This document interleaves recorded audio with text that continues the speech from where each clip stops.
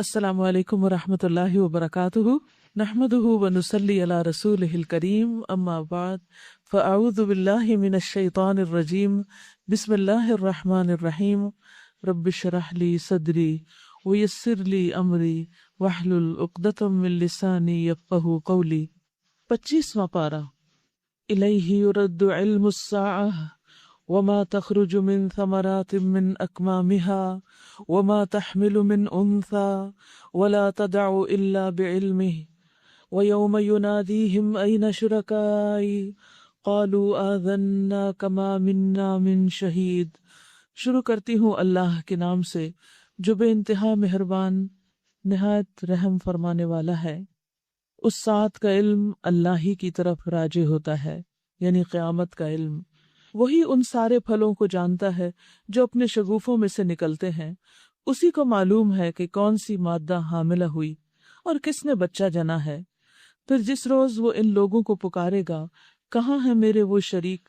یہ کہیں گے ہم عرض کر چکے ہیں، آج ہم میں سے کوئی اس کی گواہی دینے والا نہیں۔ قیامت کا علم اللہ سبحانہ و تعالیٰ کو ہے، ہم میں سے کسی کو نہیں۔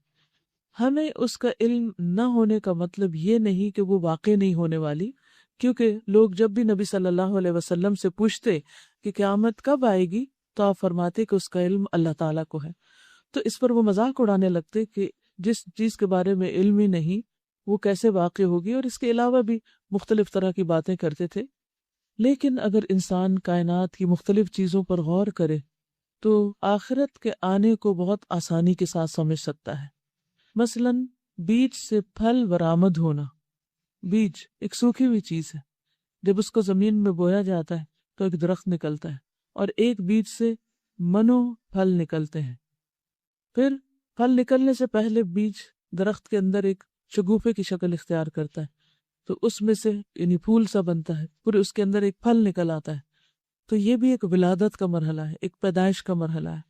اسی طرح دوسرا مرحلہ یہاں بتایا گیا، وما تحمل من انثى ولا تدع الا بعلمه، کہ ماں کے پیٹ سے بچہ پیدا ہوتا ہے، یعنی وہ کیا چیز تھی اور کیا چیز بن جاتا ہے۔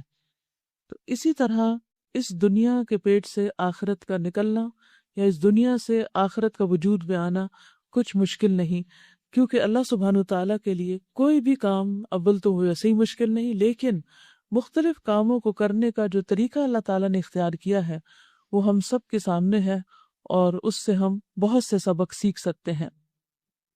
پھر فرمایا اسی کو معلوم ہے کون سی مادہ حاملہ ہوئی، یعنی یہ بھی اللہ کے سوا کسی کو معلوم نہیں ہوتا۔ تو قیامت کا علم بھی اللہ ہی کے پاس ہے، اور کس نے بچہ جنا ہے۔ پھر جس روز وہ ان لوگوں کو پکارے گا کہ کہاں ہیں میرے وہ شریک، یہ کہیں گے ہم عرض کر چکے ہیں، آج ہم میں سے کوئی اس کی گواہی دینے والا نہیں ہے، یعنی کوئی بھی کسی شریک کو مانے گا نہیں، کیونکہ کسی شریک کا کوئی وجود ہی نہیں ہوگا۔ اس وقت وہ سارے معبود ان سے گم ہو جائیں گے جنہیں یہ اس سے پہلے پکارتے تھے، اور یہ لوگ سمجھ لیں گے کہ ان کے لیے اب کوئی جائے پناہ نہیں ہے، یعنی وہ سارے شریک جن کو یہ سمجھتے تھے کہ قیامت کے دن انہیں بچا لیں گے، چھڑا لیں گے، آج وہ غائب ہیں، کہیں نظر ہی نہیں آ رہے کہ ان کو پناہ دے سکیں۔ انسان کبھی بھلائی کی دعا مانگتے نہیں تھکتا۔ جب کوئی آفت اس پر آ جاتی ہے تو مایوس اور دل شکستہ ہو جاتا ہے، مگر جو ہی سخت وقت گزر جانے کے بعد ہم اسے اپنی رحمت کا مزہ چکھاتے ہیں، یہ کہتا ہے میں اسی کا مستحق ہوں۔ حقیقت یہ ہے کہ مصیبت کا لمحہ انسان کو اس کی حقیقت بتانے کے لیے آتا ہے کہ وہ کتنا بے بس اور کتنا کمزور ہے، لیکن انسان اس سے سبق نہیں لیتا۔ پھر اس کے بعد اللہ سبحانہ وتعالیٰ اپنی رحمت کا مزہ چکھاتے ہیں، دن پھیر دیتے ہیں، اور یہ کس لیے ہوتا ہے؟ نعمت اس لیے آتی ہے کہ انسان اس پر اللہ تعالیٰ کا شکر ادا کرے، لیکن انسان کا حال یہ ہے کہ نہ ہی وہ خوشحالی میں نعمت پر شکر کرتا ہے اور نہ مصیبت پر صبر کرتا ہے، اور اس طرح اللہ سبحانہ تعالیٰ کو ناراض کرتا رہتا ہے۔ یہ کہتا ہے کہ میں اسی کا مستحق ہوں، یعنی یہ تو مجھے ملنا ہی چاہیے تھا کہ میرا رزق کشادہ ہو، مجھے تندرستی ملے، بال بچے ہوں، میرے گھر میں خوشیاں ہوں، یہ سب تو میں ڈیزرو کرتا ہوں، اور میں نہیں سمجھتا کہ قیامت کبھی آئے گی۔ یعنی جب اللہ تعالیٰ انسان کو نعمتیں دیتا ہے تو وہ سب سے پہلے اللہ تعالیٰ کا انکار اور آخرت کا انکار کر بیٹھتا ہے، لیکن اگر واقعی میں اپنے رب کی طرف پلٹایا گیا تو وہاں بھی مزے کروں گا۔ حالانکہ کفر کرنے والوں کو لازماً ہم بتا کر رہیں گے کہ وہ کیا کر کے آئے ہیں اور انہیں ہم بڑے گندے عذاب کا مزہ چکھائیں گے۔ تو مومن کا طریقہ کیا ہوتا ہے؟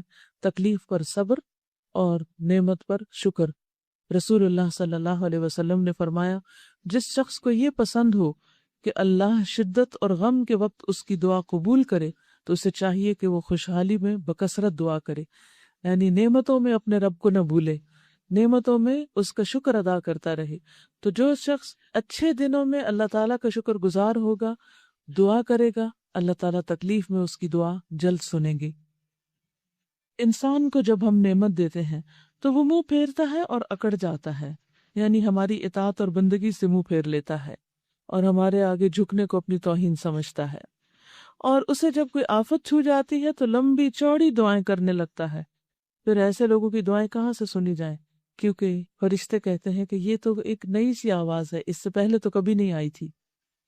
اے نبی صلی اللہ علیہ وسلم، ان سے کہیے، کبھی تم نے یہ بھی سوچا کہ اگر واقعی یہ قرآن اللہ کی طرف سے ہوا اور تم اس کا انکار کرتے رہے تو اس شخص سے بڑھ کر بھٹکا ہوا اور کون ہوگا جو اس کی مخالفت میں دور نکل گیا ہو؟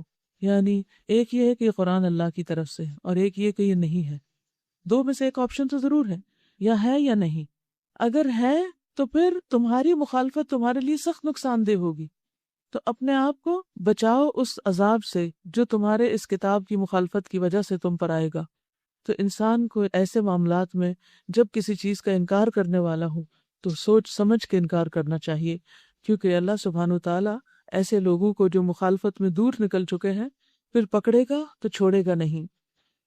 عنقریب ہم ان کو اپنی نشانیاں آفاق میں بھی دکھائیں گے، یعنی کائنات کے اندر بھی دیکھیں گے، اور ان کے اپنے نفس میں بھی، یعنی جسم کے اندر، یہاں تک کہ ان پر یہ بات کھل جائے گی کہ قرآن واقعی برحق ہے۔ کیا یہ بات کافی نہیں کہ تیرا رب ہر چیز پر گواہ ہے؟ الا انہم فی مریۃ من لقاء ربہم، آگاہ رہو یہ لوگ اپنے رب کی ملاقات میں شک رکھتے ہیں۔ الا انہ بکل شیء محیط، سن رکھو کہ وہ ہر چیز پر محیط ہے، یعنی کوئی اس کی گرفت سے، پکڑ سے بچ کر کہیں جا نہیں سکتا، اس کے ریکارڈ سے ان کی کوئی حرکت چھوٹ نہیں سکتی۔ سورۃ الشورى، سورۃ الشورى مکی سورت ہے۔ بسم اللہ الرحمن الرحیم، حامیم عین سین قاف، کذالک یوحی الیک والی الذین من قبلک اللہ العزیز الحکیم۔ حامیم عین سین قاف، اسی طرح اللہ غالب اور حکیم تمہاری طرف اور تم سے پہلے گزرے ہوئے رسولوں کی طرف وحی کرتا رہا ہے، یعنی یہ وحی کا سلسلہ کوئی نیا سلسلہ نہیں، اس سے پہلے بھی وحی آتی رہی ہے مختلف انبیاء اور رسول کے پاس۔ آسمانوں اور زمین میں جو کچھ بھی ہے اسی کا ہے، وہ برتر اور عظیم ہے، کوئی اس سے بڑا نہیں، وہ سب سے بڑا ہے۔ قریب ہے کہ آسمان اوپر سے پھٹ پڑیں، فرشتے اپنے رب کی حمد کے ساتھ اس کی تسبیح کر رہے ہیں، اور زمین والوں کے حق میں درگزر کی درخواستیں کیے جاتے ہیں، یعنی فرشتے انسانوں کے کرتوت دیکھ کر، انسانوں کی باتیں سن کر ڈرتے ہیں کہ کہیں انسانوں پر اللہ کا غضب نہ ٹوٹ پڑے، اور اس ڈر سے وہ اللہ سبحانہ وتعالیٰ کے حضور دعائیں کرتے ہیں، زمین والوں کی طرف سے استغفار کرتے ہیں، بخشش کی دعا مانتے ہیں کہ اللہ سبحانہ وتعالیٰ ان سے درگزر کرے۔ ورنہ جتنے لوگ اس زمین پر، اس پلانٹ پر اللہ تعالیٰ کی نافرمانیاں کر رہے ہیں، اگر ان کی نافرمانیوں کو اکٹھا کر دیا جائے تو یہ زمین ایک دن بھی باقی رہنے کے لائق نہیں، لیکن پھر بھی اللہ تعالیٰ ایک ایک بندے کی سرکشی اور ایک ایک بندے کی نافرمانی کے اوپر درگزر کیے چلے جا رہا ہے، اسی لیے تو یہ زندگی قائم ہے، ورنہ تو یہ قائم ہی نہ رہے۔ الا ان اللہ هو الغفور الرحیم، آگاہ رہو حقیقت میں اللہ غفور الرحیم ہی ہے۔ والذین اتخذوا من دونہ اولیاء اللہ حفیظ علیہم، جن لوگوں نے اس کو چھوڑ کر اپنے کچھ دوسرے سرپرست بنا رکھے ہیں، اللہ ہی ان پر نگران ہے، وہ بھی اللہ کی نظر میں ہے سب، کون کہاں پوجا جا رہا ہے، تم ان کے حوالہ دار نہیں ہو۔ ہاں اسی طرح اے نبی صلی اللہ علیہ وسلم، یہ قرآن عربی ہم نے آپ کی طرف نازل کیا ہے، وحی کیا ہے، تاکہ تم بستیوں کے مرکز شہر مکہ اور اس کے گرد و پیش رہنے والوں کو خبردار کر دو۔ یعنی قرآن مجید کے آنے کا مقصد کیا ہے کہ لوگوں کو غفلت سے چونکا دیا جائے، متنبہ کر دیا جائے کہ وہ عقائد اور اخلاق اور اعمال کی جن خرابیوں میں مبتلا ہیں ان سے باہر آ جائیں اور اپنی نجات کا بندوبست کریں، اور جمع ہونے کے دن سے ڈراؤ جس کے آنے میں کوئی شک نہیں۔ ایک گروہ کو جنت میں جانا ہے اور دوسرے کو جہنم میں، دوزخ میں۔ وَلَوْ شَاءَ اللَّهُ لَجَعَلَهُمْ أُمَّةً وَاحِدَةً وَلَكِنْ يُدْخِلُ مَن يَشَاءُ فِي رَحْمَتِهِ، اگر اللہ چاہتا تو ان سب کو ایک ہی امت بنا دیتا، مگر وہ جسے چاہتا ہے اپنی رحمت میں داخل کرتا ہے، اور ظالموں کا نہ کوئی ولی ہے نہ مددگار۔ کیا یہ ایسے نادان ہیں کہ انہوں نے اسے چھوڑ کر دوسرے ولی بنا رکھے ہیں؟ ولی تو اللہ ہی ہے، وہی مردوں کو زندہ کرتا ہے اور وہی ہر چیز پر قادر ہے۔ یعنی کسی کا ولی ہونا اس کی من مرضی کی بات نہیں کہ جب کوئی چاہے بن بیٹھے یا جس کو آپ چاہیں بنا لیں، نہیں، ولایت تو اللہ کے ہاتھ میں ہے، اور جس کا چاہے وہ مددگار بنے اور اس کو اپنی مدد سے نوازے۔ کیا انہوں نے اسے چھوڑ کر دوسرے ولی بنا رکھے ہیں؟ ولی تو اللہ ہی ہے، وہی مردوں کو زندہ کرتا ہے اور وہی ہر چیز پر قادر ہے۔ وَمَا اخْتَلَفْتُمْ فِيهِ مِنْ شَيْءٍ فَحُكْمُهُ إِلَى اللَّهِ ذَلِكُمُ اللَّهُ رَبِّي عَلَيْهِ تَوَكَّلْتُ وَإِلَيْهِ أُنِيبُ، تمہارے درمیان جس معاملے میں بھی اختلاف ہو اس کا فیصلہ کرنا اللہ کا کام ہے۔ یعنی چاہے میاں بیوی کا اختلاف ہو، چاہے راہ چلتے دو لوگوں کا، اصل فیصلہ اللہ کرے گا۔ دیکھیے دنیا میں جب کوئی اختلاف ہوتا ہے تو جو طاقتور پارٹی ہوتی ہے یا تعداد میں زیادہ ہوتی ہے وہ اپنے آپ کو سچا ثابت کر لیتی، یا جو لوگ باتیں زیادہ کر سکتے ہیں اور زیادہ کنونسنگ پاور رکھتے ہیں وہ بعض اوقات غلط ہوتے ہوئے بھی اپنے آپ کو سچا ثابت کر لیتے ہیں، اور دوسرا شخص جو زیادہ گٹس نہیں رکھتا، زیادہ بولنے کے، زیادہ دلیلیں دینے کے یا اپنی صفائی پیش کرنے کے، تو اس کو لوگ دبا جاتے ہیں۔ کیا اللہ کے حضور بھی دنیا میں جیتنے والے واقعی جیت جائیں گے؟ ہرگز نہیں، وہاں تو بے لاگ فیصلہ ہوگا اور ہر ایک کی پوزیشن کھول کر بتا دی جائے گی کہ کس نے کس پر کتنی کہاں کیا زیادتی کی۔ تو فیصلہ اللہ کے ہاتھ میں ہے۔ فَحُكْمُهُ إِلَى اللَّهِ ذَلِكُمُ اللَّهُ رَبِّي، یہ ہے اللہ میرا رب، علیہ توکلت، اسی پر میں نے بھروسہ کیا، وَإِلَيْهِ أُنِيبُ، اور اسی کی طرف میں رجوع کرتا ہوں۔ فاطر السماوات والارض، آسمانوں اور زمین کا بنانے والا، جس نے تمہاری اپنی جنس سے تمہارے لیے جوڑے پیدا کیے اور اسی طرح جانوروں میں سے بھی انہی کے ہم جنس جوڑے بنائے۔ یہ بھی اللہ سبحانہ وتعالیٰ کا کتنا خوبصورت فعل ہے کہ اس نے انسان کو انسان کے جوڑے کی شکل میں مانوس کیا، یعنی جو اس کے لیے انس کا سبب ہے، سکون کا سبب ہے۔ ورنہ انسان اجنبی لوگوں سے بھی گھبراتا ہے، کہاں یہ کہ اس کا جوڑا کسی اور مخلوق میں سے ہوتا، یعنی انسان کا جوڑ کوئی جن ہوتا مثلا یا کوئی فرشتہ ہوتا تو وہ اس سے وہ سکون نہیں پا سکتا تھا جو انسان انسان سے پاتا ہے۔ اسی سے لفظ انس ہے اور اسی سے انسان ہے، اور اس طریقے سے وہ تمہاری نسلیں پھیلاتا ہے۔ کائنات کی کوئی چیز اس کے مشابہ نہیں، اس جیسا کوئی ہے ہی نہیں۔ لیس کمثلہ شیء وہو السمیع البصیر، کوئی چیز اس کے مشابہ نہیں، وہ سب کچھ سننے اور دیکھنے والا ہے۔ آسمانوں اور زمین کے خزانوں کی کنجیاں اسی کے پاس ہیں، جسے چاہتا ہے کھلا رزق عطا کرتا ہے، جسے چاہتا ہے نپا تلا دیتا ہے۔ اسے ہر چیز کا علم ہے کہ کس کی اوقات کیا ہے، کس کو کس مقام پہ رکھنا ہے، یہ اس کو پتا ہے۔ اس نے تمہارے لیے دین کا وہی طریقہ مقرر کیا جس کا حکم اس نے نوح علیہ السلام کو دیا تھا، اور اے محمد جسے اب ہم تمہاری طرف وحی کے ذریعے بھیج رہے ہیں، اور جس کی ہدایت ہم ابراہیم اور موسیٰ اور عیسیٰ علیہ السلام کو دے چکے ہیں، اس تاکید کے ساتھ کہ قائم کرو اس دین کو اور اس میں متفرق نہ ہو جاؤ، یعنی دین پر عمل کرو اور باہم اختلافات مت کرو۔ وہ چیز ان مشرکین کو سخت ناگوار ہوئی ہے جس کی طرف اے محمد صلی اللہ علیہ وسلم تم انہیں دعوت دے رہے ہو۔ اللہ جسے چاہتا ہے اپنا کر لیتا ہے، اور وہ اپنی طرف آنے کا راستہ اسی کو دکھاتا ہے جو اس کی طرف رجوع کرے، یعنی جو ہدایت پانا چاہے، جس کو اللہ سے ملاقات کی محبت ہو، اللہ کے قرب کا شوق ہو، پھر اللہ تعالیٰ اس کو اپنا راستہ دکھا دیتا ہے۔ لوگوں میں جو تفرقہ رونما ہوا وہ اس کے بعد ہوا کہ ان کے پاس علم آ چکا تھا یعنی تفرقے کا سبب یہ نہیں تھا کہ اللہ نے انبیاء نہیں بھیجے، اللہ نے وہ بھیجے تھے، علم بھی موجود تھا، لیکن وجہ کیا ہوئی؟ من بعد ما جاءہم العلم بغیا بینہم، آپس کی سرکشی کی وجہ سے کہ میں تم سے بڑا ہوں، میں تم سے زیادہ اہم پوزیشن پر ہوں، اور میری بات اور میری رائے زیادہ سچی ہے، زیادہ اہم ہے، میری انٹرپریٹیشن زیادہ بہتر ہے، اور اس میں ایک دوسرے کو لیٹ ڈاؤن کرنا، لیگ پولنگ کرنا، دوسرے کو ذلیل کرنا، یہ ساری چیزیں آ جاتی ہیں، اور یہ عام لوگوں میں بھی بری ہوتی، لیکن یہ چیزیں جب دینی طبقے میں آتی ہیں تو پھر تو اللہ ہی حافظ ہے، کیونکہ وہ آپس میں لڑنا شروع کر دیتے ہیں، اور دیندار لوگوں کا آپس میں لڑنا ورسٹ تھنگ ہے، بدترین چیز، کیونکہ اس سے دین بدنام ہوتا ہے۔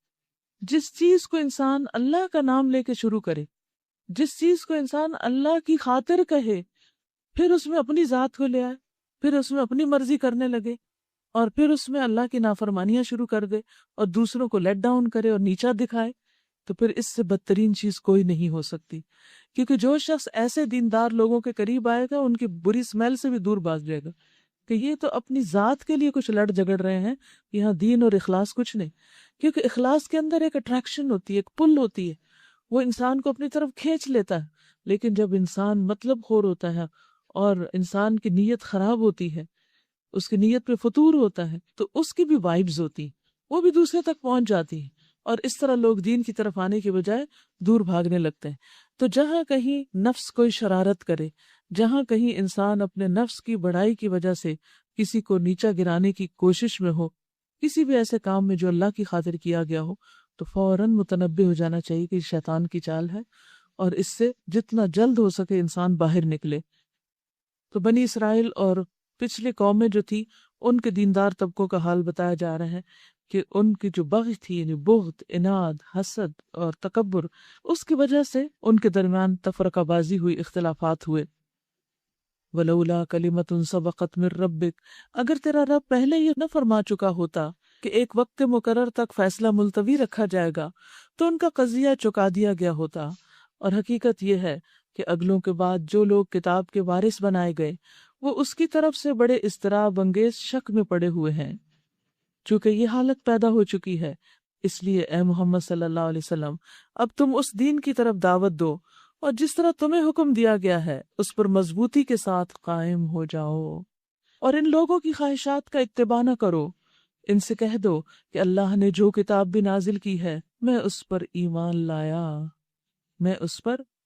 لایا، مجھے حکم دیا گیا ہے کہ میں تمہارے درمیان انصاف کروں۔ اللہ ہی ہمارا رب ہے اور تمہارا رب بھی، ہمارے اعمال ہمارے لیے ہیں اور تمہارے اعمال تمہارے لیے، اور ہمارے اور تمہارے درمیان کوئی جھگڑا نہیں ہے۔ یعنی معقول دلائل ہم نے دے دیے ہیں، اس کے بعد اگر تم نہیں سمجھتے تو تمہاری مرضی، اب ہمیں تم سے سروکار نہیں، ہمارا مقصد تھا پیغام پہنچا دینا، وہ ہم نے پہنچا دیا۔ اللہ یجمع بیننا وإلیہ المصیر، اللہ ہی ہم سب کو ایک روز جمع کرے گا اور اسی کی طرف سب کو پلٹنا ہے۔ والذین یحاجون فی اللہ من بعد ما استجیب لہ حجتہم داحضۃ عند ربہم وعلیہم غضب ولہم عذاب شدید۔ اللہ کی دعوت پر لبیک کہے جانے کے بعد جو لوگ لبیک کہنے والوں سے اللہ کے دین کے معاملے میں جھگڑتے ہیں، ان کی حجت بازی ان کے رب کے نزدیک باطل ہے، ان پر اس کا غضب ہے اور ان کے لیے سخت عذاب ہے۔ اللہ الذی انزل الکتاب بالحق والمیزان، وہ اللہ ہی ہے جس نے حق کے ساتھ یہ کتاب اور میزان نازل کی ہے۔ کتاب اور میزان، یعنی میزان سے مراد شریعت ہے، جو ایک فرقان کی حیثیت رکھتی ہے، جس پر ہر چیز کو پرکھ کر ناپ تول کے دیکھا جاتا ہے کہ اللہ کی مرضی کے مطابق ہے یا نہیں۔ اور تمہیں کیا خبر، شاید کہ فیصلے کی گھڑی قریب آ لگی ہو، شاید کہ فیصلے کی گھڑی قریب آ لگی ہو۔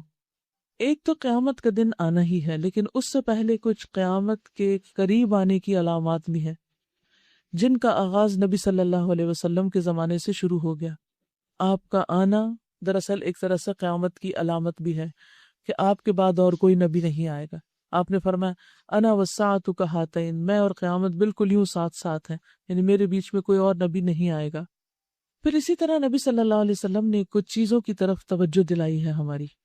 یہ بھی آپ کی بہت مہربانی ہے کہ آپ نے ہمیں اس بڑے حادثے سے پہلے علامتیں بتا دی تاکہ ہم ان علامتوں کو دیکھ کر مزید خبردار ہوں اور اپنے رویے کو بدلیں، اپنے اعمال میں تبدیلی پیدا کریں۔ کیا ہیں کچھ علامتیں؟ رسول اللہ صلی اللہ علیہ وسلم نے فرمایا، قیامت کے قریب ہونے کی علامت یہ ہے کہ برے لوگوں کو مرتبوں میں بلند کر دیا جائے گا، ان کی حکومت ہوگی، نیک لوگوں کو گرا دیا جائے گا، باتیں زیادہ ہوں گی، عمل محدود ہوگا، لوگوں کو مثنات قرآن پڑھائے گا اور ان میں کوئی ایسا نہیں ہوگا جو اس کا رد کرے۔ کہا گیا کہ اس سے کیا مراد ہے، یعنی مثنات سے کیا مراد ہے؟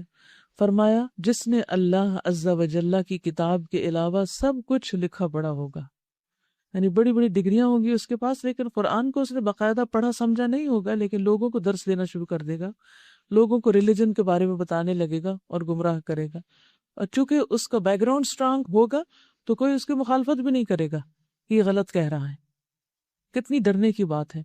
ہمیشہ جب کوئی سکھانے پڑھانے ہے آپ کو تو یہ ضرور دیکھیے کہ یہ کس چیز کی دعوت دے رہا ہے، کہ کیا باتیں کر رہا ہے، کیا واقعی وہ اللہ اور اس کے رسول صلی اللہ علیہ وسلم کی بتائی ہوئی ہے یا وہ صرف اپنی خواہش نفس سے بات کر رہا ہے۔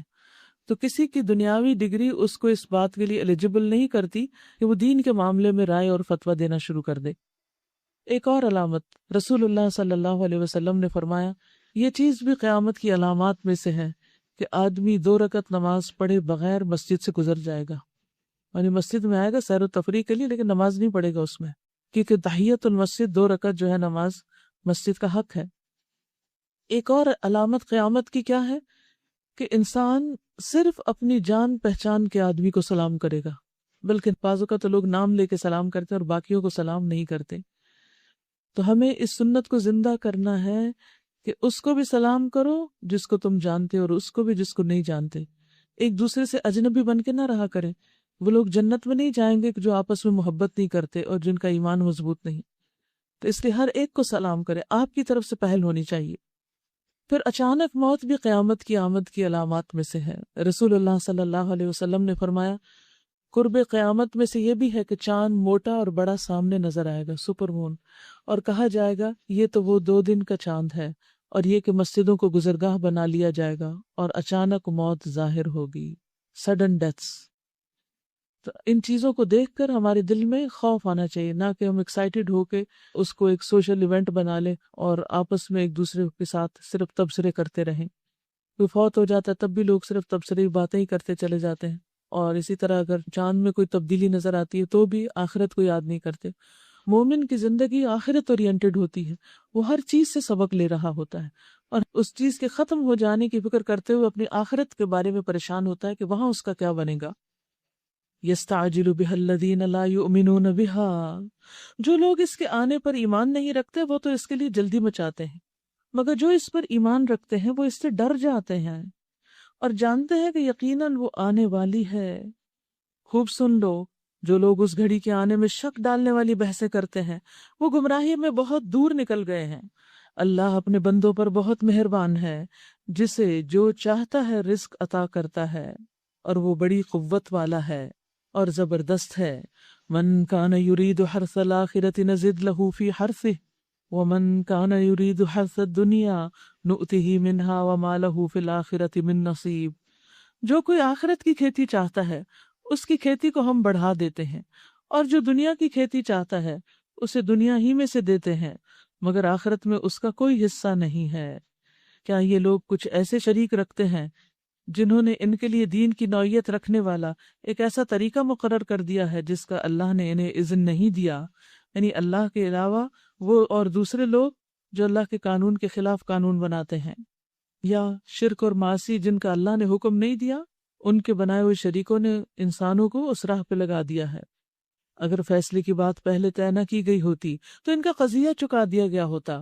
یقیناً ان ظالموں کے لیے دردناک عذاب ہے، یعنی جو بھی کوئی ایسا کرے اللہ کے مقابلے میں، کوئی اور دین لانے کی کوشش کرے، کوئی اور شریعت لانے کی کوشش کرے، تم دیکھو گے کہ یہ ظالم اس وقت اپنے کیے کے انجام سے ڈر رہے ہوں گے اور وہ ان پر آ کر رہے گا، بخلاف اس کے جو لوگ ایمان لے آئے ہیں اور جنہوں نے نیک عمل کیے ہیں وہ جنت کے گلستانوں میں ہوں گے، جو کچھ بھی وہ چاہیں گے اپنے رب کے ہاں پائیں گے، یہی بڑا فضل ہے۔ ذالک الذی یبشر اللہ عبادہ الذین آمنوا وعملوا الصالحات، یہ ہے وہ چیز جس کی خوشخبری اللہ اپنے ان بندوں کو دیتا ہے جنہوں نے مان لیا اور نیک عمل کیے۔ اے نبی صلی اللہ علیہ وسلم، ان لوگوں سے کہہ دیجئے کہ میں اس کام پر تم سے کسی اجر کا طالب نہیں ہوں، البتہ قرابت کی محبت ضرور چاہتا ہوں۔ یعنی تم میرے رشتہ دار بھی تو ہو، تمہیں اس کا ہی پاس کر لینا چاہیے اور یہ مخالفت دین کی چھوڑ دینی چاہیے۔ جو کوئی بھلائی کمائے گا ہم اس کے لیے اس بھلائی میں خوبی کا اضافہ کر دیں گے، یعنی نیکی کرنے والوں کو ان کا اجر کئی گنا بڑھا چڑھا کر دیں گے۔ ان اللہ غفور شکور، بے شک اللہ تعالی بخشنے والا ہے، بہت قدردان ہے۔ ام یقولون افترا علی اللہ کذبا، کیا یہ لوگ کہتے ہیں کہ اس شخص نے اللہ پر جھوٹا بہتان گھڑ لیا؟ اگر اللہ چاہے تو تمہارے دل پر مہر لگا دے، وہ باطل کو مٹا دیتا ہے اور حق کو اپنے فرمانوں سے حق کر دکھاتا ہے، سینوں کے چھپے ہوئے راز جانتا ہے۔ وہی ہے جو اپنے بندوں سے توبہ قبول کرتا ہے اور برائیوں سے درگزر کرتا ہے، حالانکہ تم لوگوں کے سب افعال کا اسے علم ہے۔ وہ ایمان لانے والوں اور نیک عمل کرنے والوں کی دعا قبول کرتا ہے۔ وَهُوَ الَّذِي يَقْبَلُ التَّوْبَةَ عَنْ عِبَادِهِ وَيَعْفُو عَنِ السَّيِّئَاتِ وَيَعْلَمُ مَا تَفْعَلُونَ وَيَسْتَجِيبُ، جواب دیتا ہے، یعنی دعا کا فَلْيَسْتَجِيبُوا لِي جہاں ہے نا، وہ ایمان لانے والوں اور نیک عمل کرنے والوں کی دعا قبول کرتا ہے اور اپنے فضل سے ان کو اور زیادہ دیتا ہے۔ رہے انکار کرنے والے تو ان کے لیے بہت سخت سزا ہے۔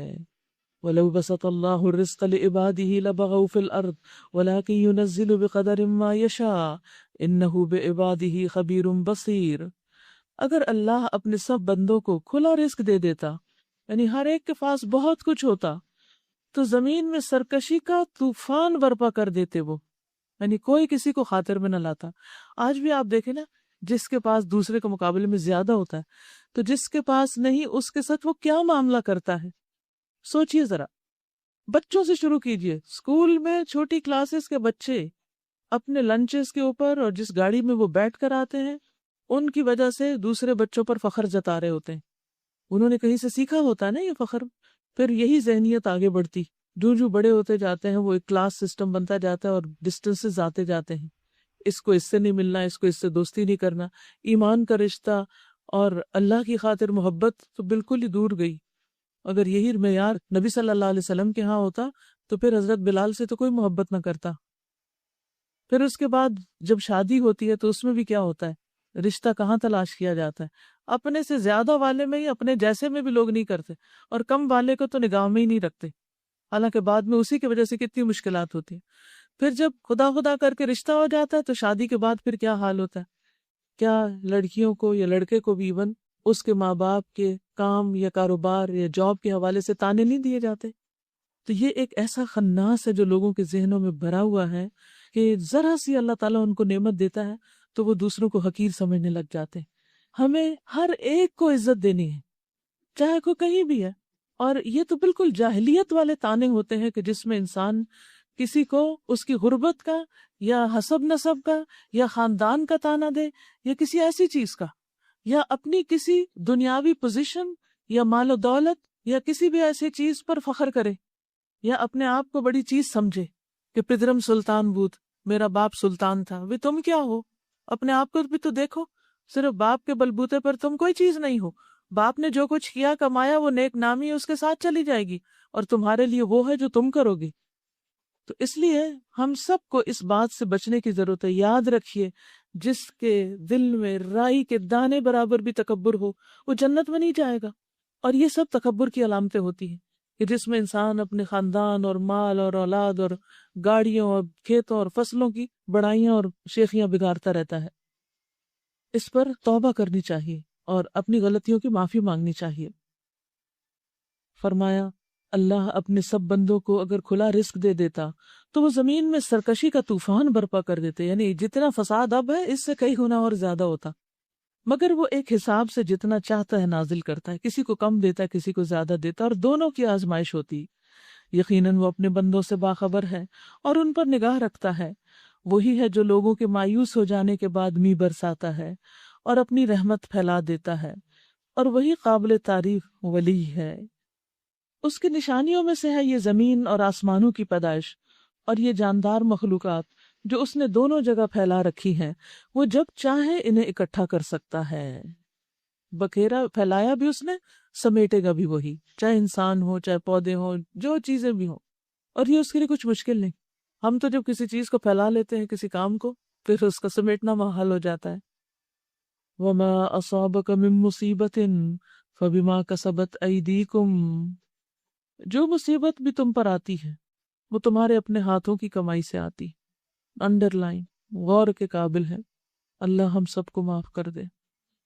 وَمَا أَصَابَكُم مِّن مُّصِيبَةٍ فَبِمَا كَسَبَتْ أَيْدِيكُمْ وَيَعْفُو عَن كَثِيرٍ، تم پر جو مصیبت بھی آئی ہے تمہارے اپنے ہاتھوں کی کمائی سے آئی ہے، اور بہت سے قصوروں سے تو وہ ویسے ہی درگزر کر جاتا ہے۔ اللہ ہم سے درگزر کر دے۔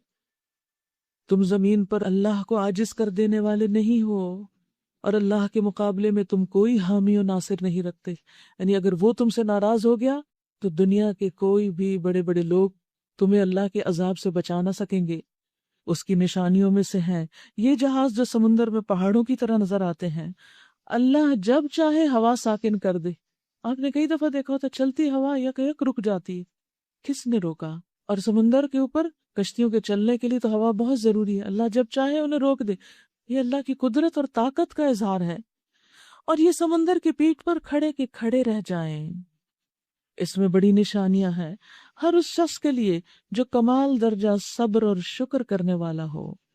صبار شکور، او یوبقہن بما کسبوا، یا ان پر سوار ہونے والوں کے بہت سے گناہوں سے درگزر کرتے ہوئے ان کے چند ہی کرتوتوں کی پاداش میں انہیں ڈبو دے، تو کوئی کشتی پار نہ لگے، یعنی سارے گناہوں کو نہیں، صرف چند غلطی، کسی ایک ہی غلطی پر، جیسے یونس علیہ السلام نے اپنی قوم کو چھوڑا تھا، انتہائی پائس اللہ کے چنے ہوئے بندے تھے، انتہائی خدا ترس، اور کتنے عرصے سے اپنی قوم کو سمجھا رہے، لیکن ایک بات پر کیا ہوا، کشتی پہ آ کر بیٹھے اور نیچے گرا دیے گئے۔ اللہ چاہے تو کسی کے ساتھ بھی ایسا کر سکتا ہے، اور اس وقت ہماری آیات میں جھگڑے کرنے والوں کو پتہ چل جائے کہ ان کے لیے کوئی جائے پناہ نہیں۔ یہ آیات میں جھگڑے دو طرح کے لوگ کرتے ہیں، ایک وہ جو ان پڑھ ہوتے ہیں، کچھ پتہ نہیں آیات کا، اور ایک وہ بدقسمت جو آیات پڑھ لیتے ہیں، تھوڑا سا دین جان لیتے ہیں، اور پھر اس کو مینیپولیٹ کرتے ہیں اور اس کو موقع بے موقع استعمال کرتے ہیں، صرف اپنے حقوق کے لیے، اپنے فائدوں کے لیے، اپنے مطلبوں کے لیے، اپنے منمانے مفہوم نکالنے کے لیے۔ تو اس سے بھی ڈرنا چاہیے، یعنی ہم سب کو بھی ڈرنا چاہیے کہ کہیں ان آیات کو جو ہم پڑھ رہے ہیں یہ نہیں کہ صرف دوسرے سے اپنا حق مانگنے چھیننے کے لیے ہم استعمال کریں، بلکہ ان کو سب سے پہلے اپنے اوپر لینا چاہیے کہ ہم پر کیا ثابت آتا ہے اور ہمارے اندر کیا کمی ہے اور ہماری اصلاح کہاں سے ہونی چاہیے۔ جو کچھ بھی تم لوگوں کو دیا گیا ہے، جو کچھ بھی، سوچئے کیا کچھ ہے، کوئی مال و زر ہے، کوئی جیولری ہے، کوئی پلاٹس ہیں، کوئی بینک بیلنس ہے، کوئی عہدہ ہے، کوئی رتبہ ہے، کوئی جاب ہے شان و شوکت والی، یہ سب کچھ کیا ہے جس کی بنا پہ اکڑ رہے ہو؟ یہ محض دنیا کی چند روزہ زندگی کا سر و سامان ہے، تھوڑے دن کے لیے، گنے ہوئے دن ہیں، ایک کے بعد ایک کانٹریکٹ ختم ہوتا چلا جاتا ہے، اور ساتھ ہی اکڑ بھی ختم ہو جاتی ہے، سب کچھ چلا جاتا ہے، اور جو کچھ اللہ کے ہاں ہے وہ بہتر ہے اور پائیدار بھی ہے، یعنی وہاں ہمیشہ کے لیے انسان کو یہ سب کچھ ملے گا۔ اس کو بھی انڈر لائن کیجئے، فَمَا أُوتِيتُم مِّن شَيْءٍ فَمَتَاعُ الْحَيَاةِ الدُّنْيَا وَمَا عِندَ اللَّهِ خَيْرٌ وَأَبْقَىٰ لِلَّذِينَ آمَنُوا، کس کے لیے ہے وہ؟ جو ایمان لائے، ان کے لیے۔ وَعَلَىٰ رَبِّهِمْ يَتَوَكَّلُونَ، اور وہ اپنے رب پر توکل کرتے ہیں، اپنے رب پر پورا اعتماد اور بھروسہ کرتے ہیں، اپنی طاقت اور اپنی قابلیت اور اپنے وسائل اور اپنے مال و دولت پر بھروسہ نہیں کرتے، اللہ پر کرتے ہیں۔ اور کیا خوبیاں ہیں ان کی جن کے لیے آخرت کا گھر ہے؟ وَالَّذِينَ يَجْتَنِبُونَ كَبَائِرَ الْإِثْمِ وَالْفَوَاحِشِ وَإِذَا مَا غَضِبُوا هُمْ يَغْفِرُونَ، جو بڑے بڑے گناہوں اور بے حیائی کے کاموں سے پرہیز کرتے ہیں۔ اللہ اکبر، یعنی جنت میں جانے کے لیے ضروری ہے کہ کبیرہ گناہ بھی چھوڑ دیا جائے، جیسے جھوٹ، غیبت، چغلی، الزام تراشی، دوسروں کو اذیتیں دینا، اور فواحش بے حیائی کے کام جس میں زبان کی، قول کی، ایکشنز کی، لباس کی، ساری چیزیں شامل ہیں۔ اور کیا ہے ان کے اندر خوبی؟ وَإِذَا مَا غَضِبُوا هُمْ يَغْفِرُونَ، اور جب ان کو غصہ آتا ہے تو معاف کر دیتے ہیں۔ یہ نہیں کہا کہ ان کو غصہ آتا ہی نہیں ہے، یہ نہیں کہا، اور کوئی یہ دعویٰ نہیں کر سکتا کہ مجھے تو غصہ ہی نہیں آتا، یہ جھوٹ ہے بہت بڑا۔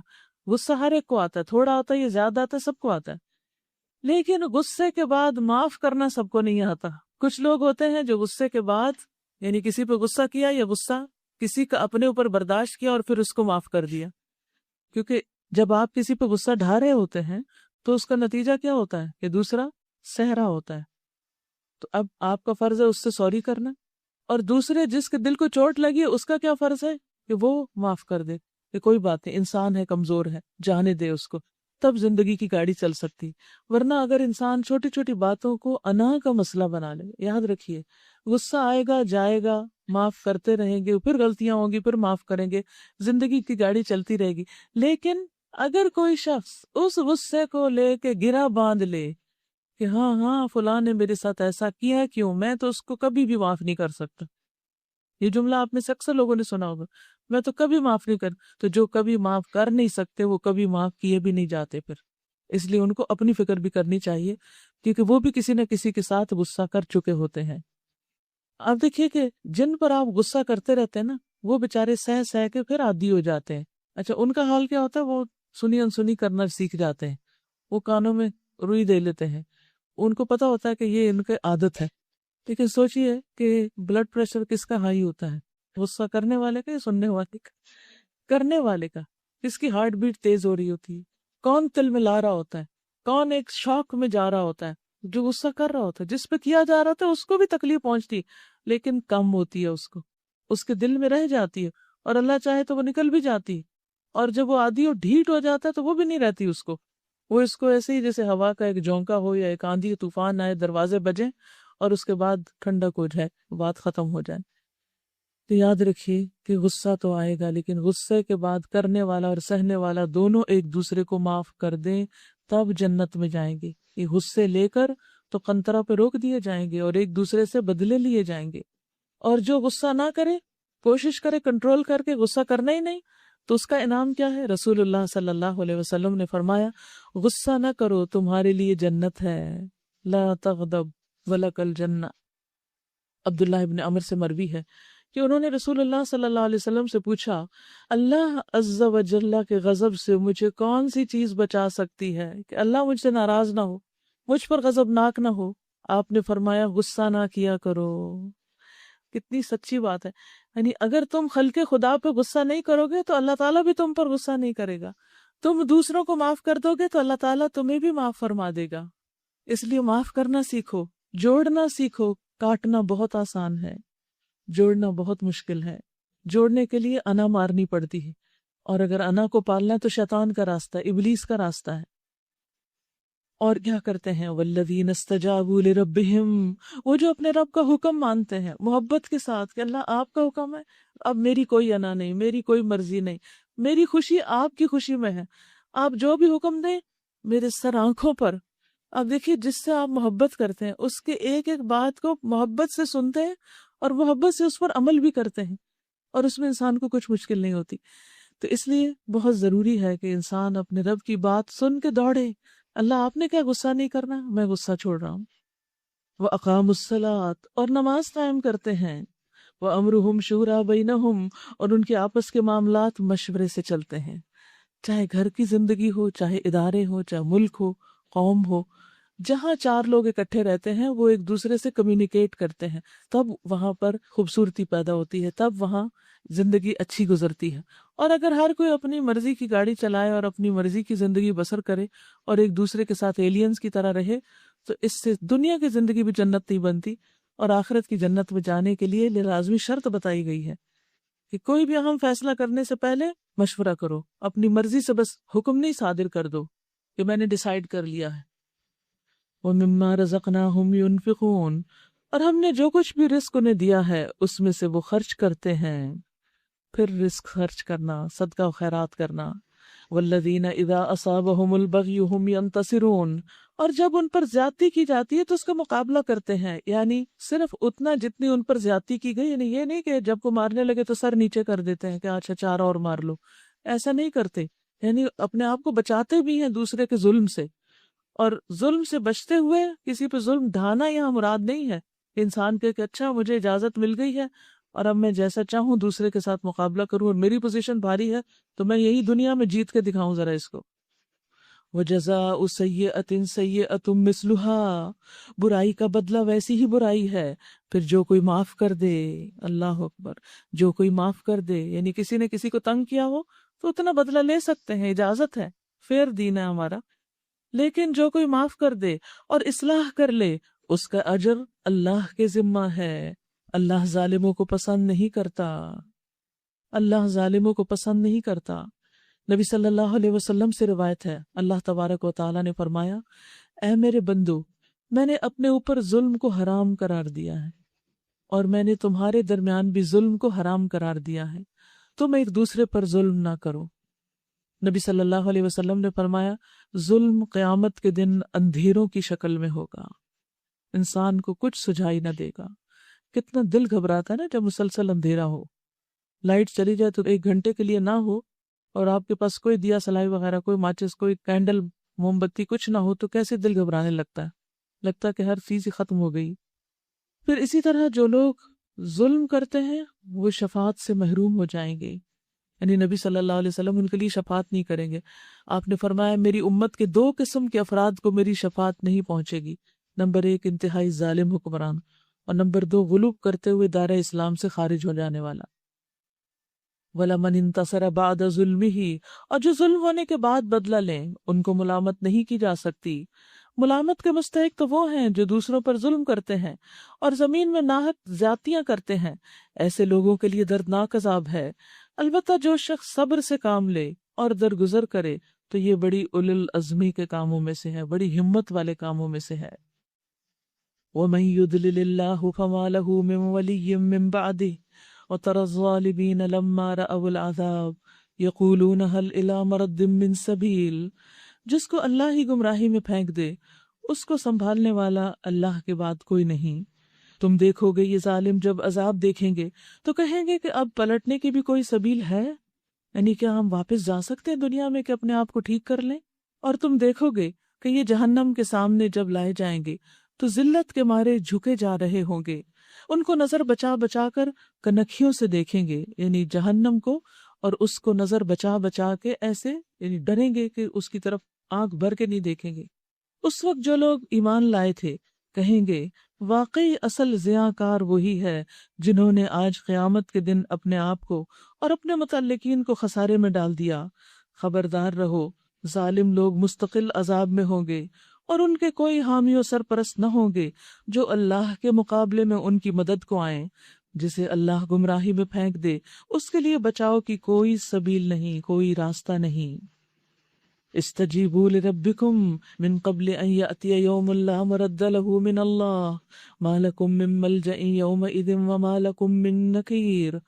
مان لو اپنے رب کی بات اس سے قبل کہ وہ دن آ جائے جس کے ٹلنے کی کوئی صورت اللہ کی طرف سے نہیں ہے، یعنی قیامت کا دن، کہ کوئی بھی اس کو دور نہیں کر سکے گا، پھیر نہیں سکے گا.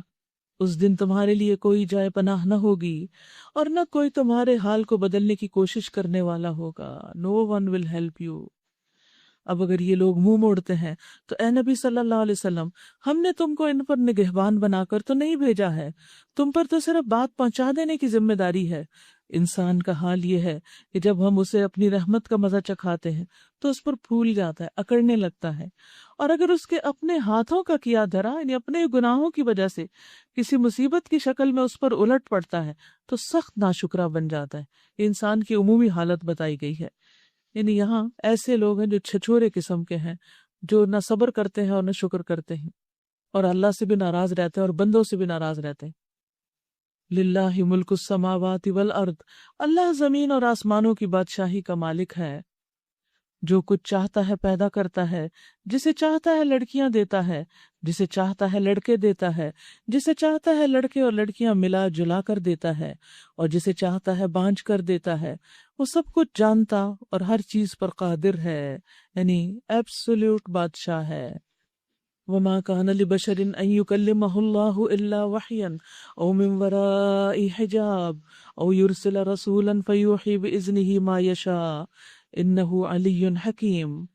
کسی بشر کا یہ مقام نہیں کہ اللہ اس سے روبرو بات کرے، اس کی بات یا تو وہی اشارے کے طور پر ہوتی ہے یا پردے کے پیچھے سے، یا پھر وہ کوئی پیغامبر فرشتہ بھیجتا ہے اور وہ اس کے حکم سے جو کچھ وہ چاہتا ہے وہی کرتا ہے.